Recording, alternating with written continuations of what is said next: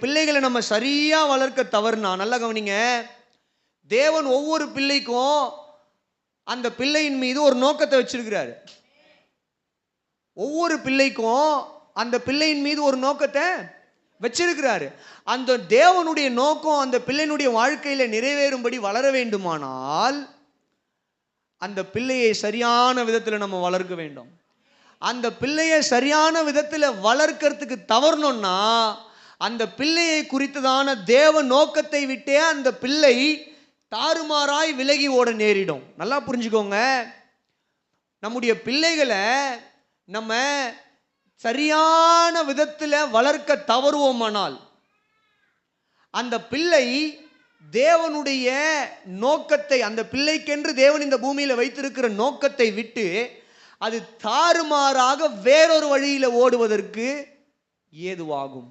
அப்போ